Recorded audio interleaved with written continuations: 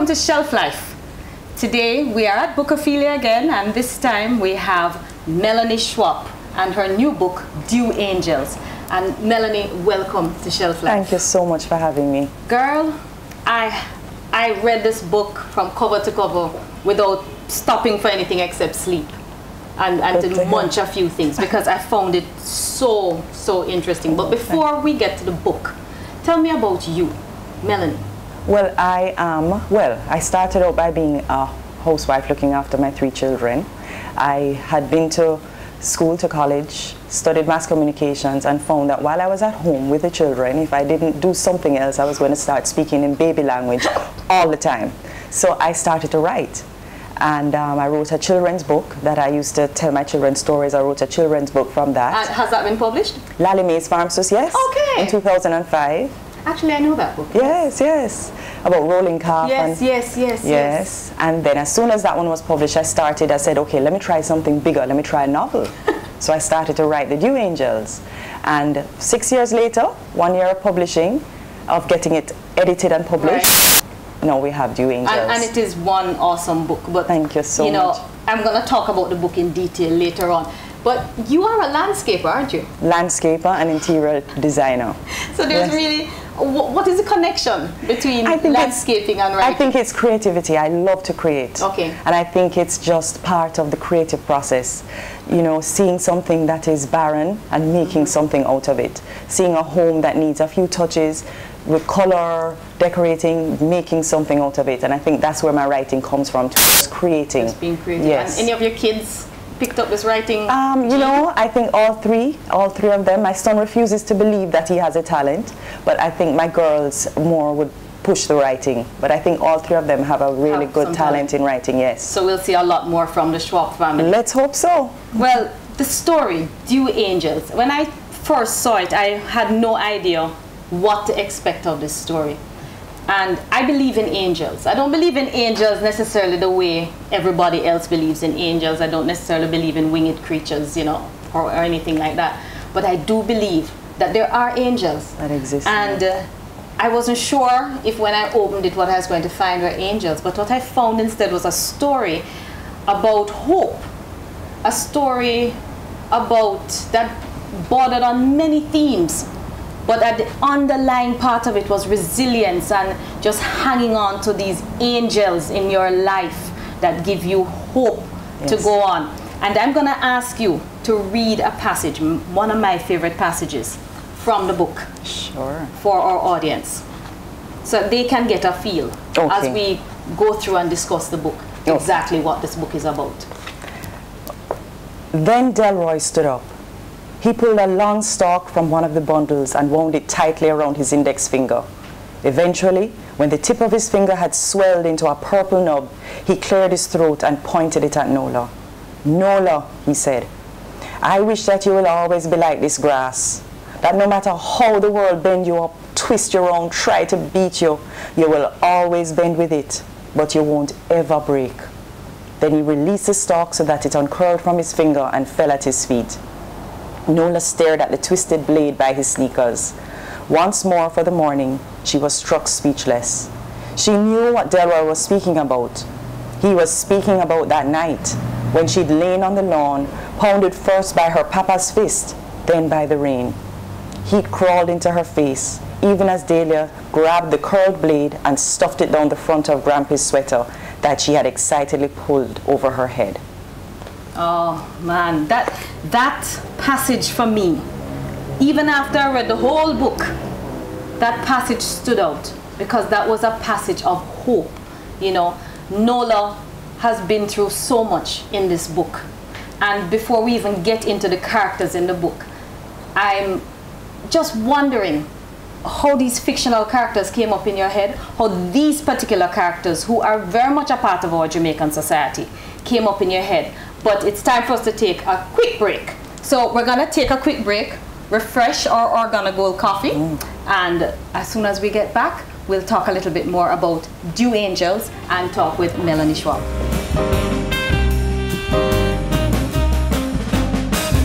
Shelf Life is brought to you by Jam Copy, Protect, Respect, Access, Jamaica Business Journal, relevant, insightful, informative. Talawa Magazine for the latest news in culture and the arts, and Bookophilia, Live Inspired.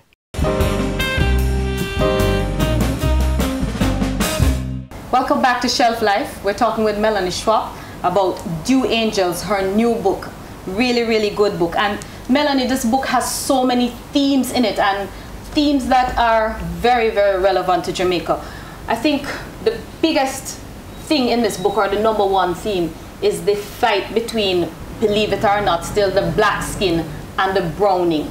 And the main character, who is Nola, was very dark-skinned, but she come from a light-skinned family. And we all know that that happens a lot in Jamaica.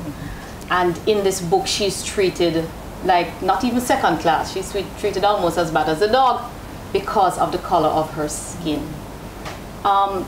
How did this particular theme come about? Was it something you saw? What triggered this? I think growing up in Jamaica, in the era of my parents, you know, people had a lot of children. So my grandparents had 6 children, 9 children. And what you found in a lot of Jamaican families is because of such a large amount of children, you would have so many mixes that would come out. Right. And invariably one would be looking maybe Chinese, one would look what we call Jamaica red, and sometimes one would be born very dark, darker than the rest of them. And I always heard stories about these children who were darker than the rest being told by grandparents or aunts and uncles that they were, for use of a better word, the helpless children or adopted, as a joke. And they grew up with this complex. They grew up carrying this burden all their lives. So whereas other people had moved on, the choices they made in lives were hampered by this feeling of not belonging and feeling different and not being good enough. There's a Jamaican saying which I hate to have to say it, but one of my grandmothers, who was, I mean, 1159, that's how dark-skinned she was, black, 1159, looked at me, and her husband too was also jet black, and looked at me one time and said to me, I must marry a fair-skinned man because if I don't know that anything black no good. And that came back to me as I read this book. Yes. Because Nola suffered from that thought that anything black was not good. And you know what is amazing? That everybody I spoke to in writing this book had a similar experience with somebody in their family. And it shocked me because we're Jamaican. We're coming from out of many one people. I looked at my grandmother and I said, in a mirror? Yes. No, but they don't think of them, they think of themselves as, yes, they are this way, but they're going to give you a better life by making you what we call wash out the black. Yes. Which is why we have such a problem with bleaching now. Because people can't accept their skin color for what they are. So they try to make themselves know. They think they will have better opportunities with jobs, with finding a mate, in being brown-skinned. Being a browning. The other theme that was very big for me in this book was the theme of family. But not family the way maybe you grew up and I grew up, where it was a loving family of people who just really cared for each other. This was a family that was seriously hurt by rejection, abuse. The mother was a victim of domestic abuse. Nola, because she was black and anything black no good, was a victim of abuse. But her sister, who was fair-skinned, was treated like the prized child by her father. And that happens a lot, or happened back then a lot. I don't know if it still happens. Yes. Because it didn't happen in my family. We have 2 fair-skinned and 2 darker-skinned siblings. Yes, you find that. And then what happened in the book, there was a mention where her sister, as beautiful and accepted as she was, there was also a hint of abuse in another way. In another way, yes, because her father was coming out of her room. So I think what it shows you is that when you have a damaged family, it extends, the ripple effect extends in all aspects of it. So it wasn't just Nola in her way, it was more outright with Nola. But with her sister, it was more a hidden secret of her abuse. So, and the mother clearly knew that there was all this abuse going on, but she was stuck in that cycle of this is the man that's providing for the family, so we just have to suck it up, hug it up. And self-perseverance. She wanted to preserve herself, so what she did is she took an attitude of not seeing and not taking part. So she became almost like a shell. Her personality died in the marriage, and so the daughters were left to kind of fend for themselves. And she didn't do very much to really protect the ones, protect the children themselves, because she was worried about living out on the street. Exactly. The other thing that was really very clear in this book was the resilience of these women and youngsters who were being abused. And a lot of our young people today are living with abuse. A lot of our women are living with the after effects of domestic abuse and domestic violence, and have had to be resilient and dig deep down into themselves to find that person. And that's why the passage I had you read was very important to me, because this was a friend that she finally made who was giving her a birthday wish that she could carry with her through life. Yes. We have to take another quick break, very quick break, but we'll be right back to continue discussing Dew Angels right here on Shelf Life.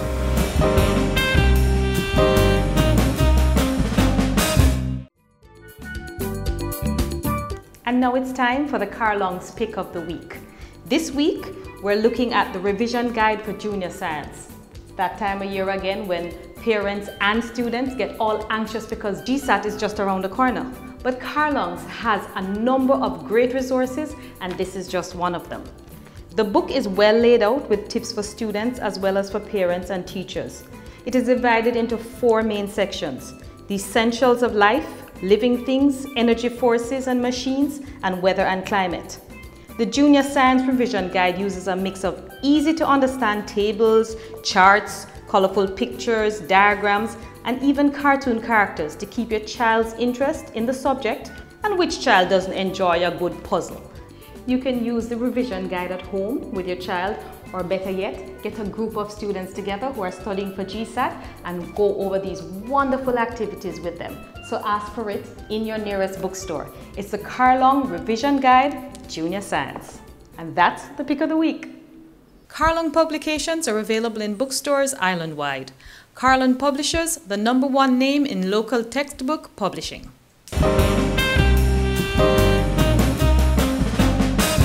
Shelf Life is brought to you by Jam Copy, Protect, Respect, Access, Jamaica Business Journal, relevant, insightful, informative, Talawa Magazine for the latest news in culture and the arts, and Bookophilia, Live Inspired.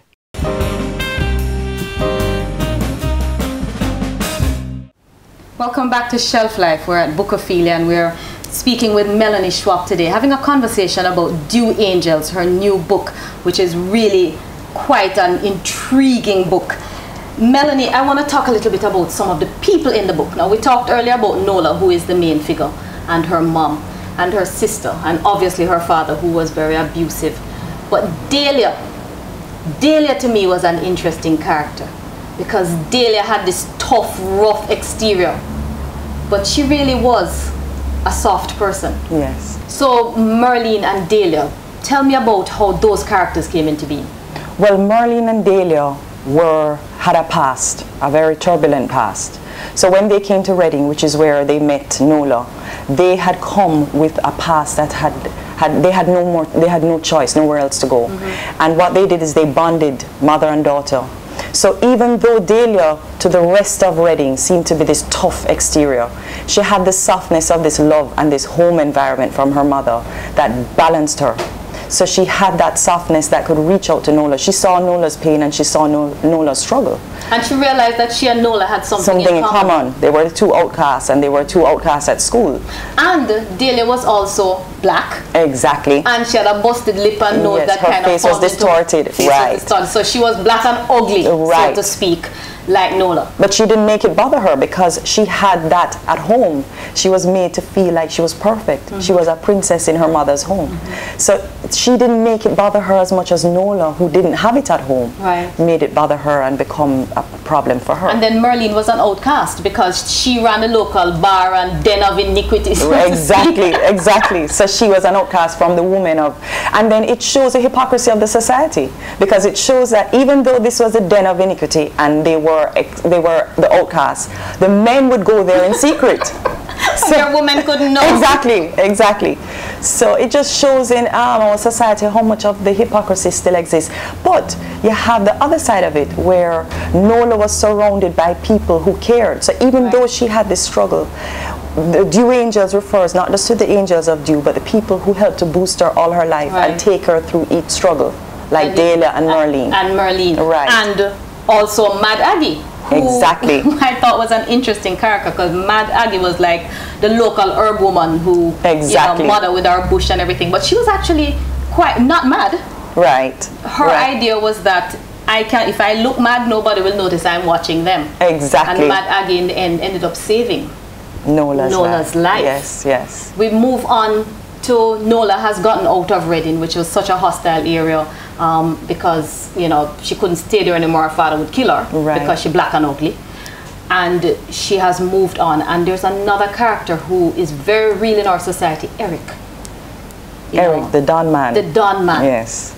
You know, tell me about Eric, and what did you draw on to come up with Eric? Eric, I think, shows a lot of our Jamaican men, how charismatic they can be and how they can win you over. But because of their own issues, a lot of the time hostility becomes the dominant part and violence in the relationship. So what happened to Eric is he won Nola and the family over. And he put his claws in the family and started to control everything they did.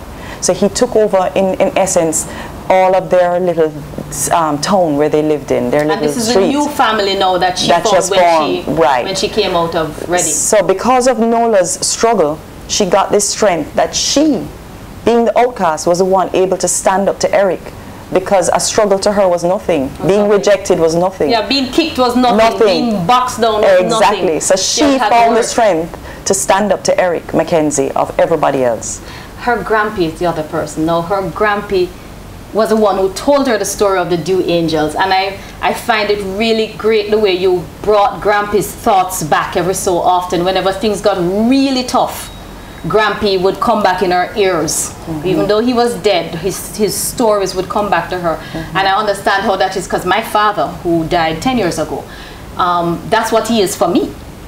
You know, when I get really low, my father's words his teachings come back to me, his thoughts come back to me, and they really help to propel me on. So I find the characters in Dew Angels, they're varied, they really represent our Jamaican characters. And you really did a good job of bringing that out. Thank you. Ladies and gentlemen, we're talking about Dew Angels, a book that you have to get. If it's not on your shelf, then you need to get it on your shelf. We will be right back after this break, and when we get back, we will be just having a little more open discussion.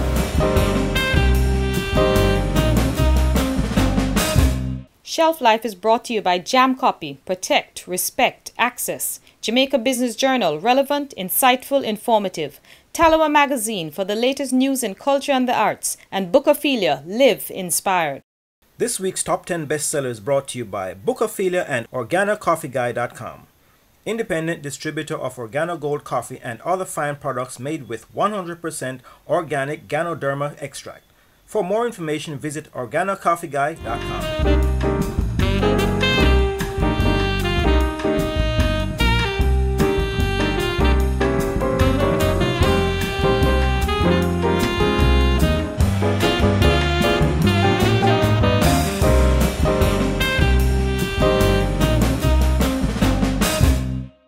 This week's top 10 bestsellers brought to you by Bookophilia and OrganoCoffeeGuy.com. Independent distributor of Organo Gold coffee and other fine products made with 100% organic Ganoderma extract. For more information, visit OrganoCoffeeGuy.com.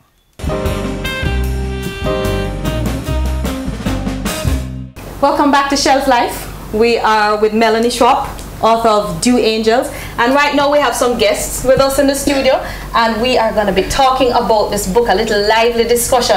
I know before we actually started the segment, Christine had a very important question, very important question for Melanie. Auntie Mel, I was just wondering, what exactly are the Dew Angels?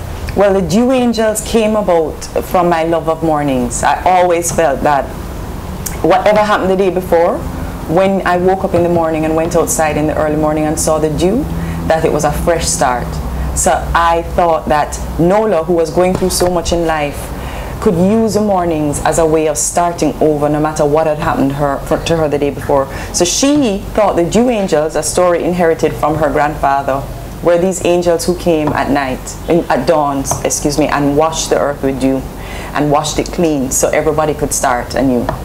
So that's how she survived, by thinking of these dew angels as the people who could give her a fresh start. Well, as a white Jamaican, I've experienced the racism in the opposite direction. As a pretty browning, have you ever experienced what you talk about in your book in your own life here? You know what was shocking to me? I went to school in South Carolina, and having left Jamaica, growing up in Montego Bay, color was not something that I was aware of. We never spoke of color. It was just, you were just who you were. And then I went to school in South Carolina, and of course, so being in the South, I would have problems with prejudice. Came back to Jamaica, and all of a sudden I was more aware of the fact that there was an issue between dark-skinned, brown-skinned, white-skinned people. And it was a shock to my system. So yes, I had it. I don't have it as much in Jamaica, but I've seen it both ways. I've seen it brown skin towards black, black towards white. So it is something that exists in Jamaica. And if you, in the book, when she comes to Kingston, you actually see a man she met, Barry, who was the opposite of what she experienced in Reading, where people were now prejudiced against being white. Where in Reading, where she came from, the fairer skin you were was the better for you.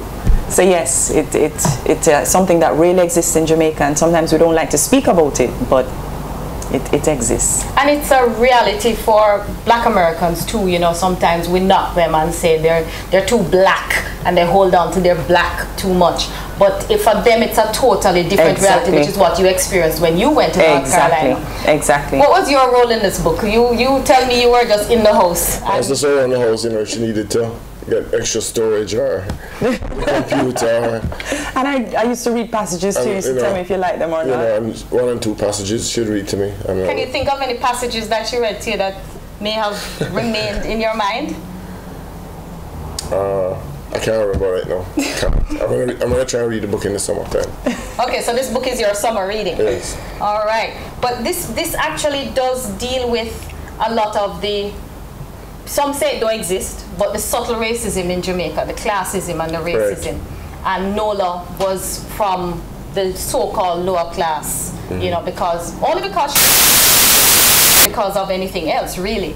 And you as a businessman and in your daily life, can you see where you have seen this kind of a thing, of the effects of the racism that we have in Jamaica? Yeah, definitely, but you have to not let it keep you down. You have to rise above it, and I don't play on it in my life at all. I can work with it and work around it. And we bring up our children. Yeah.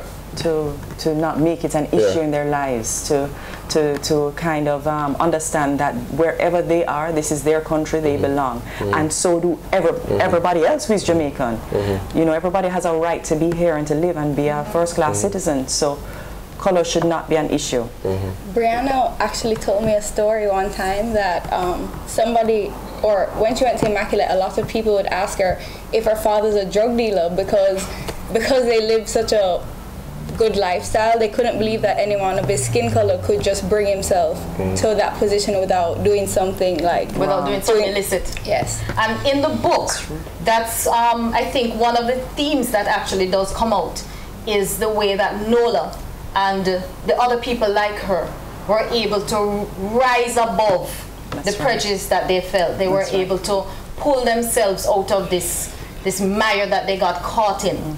You know, the ones who had been abused, the ones who had been in the book. There is Eric abuses his own mother. That's right. And that was another prejudice that is in this book, is the prejudice of people who are what do we call them? Special. Yeah.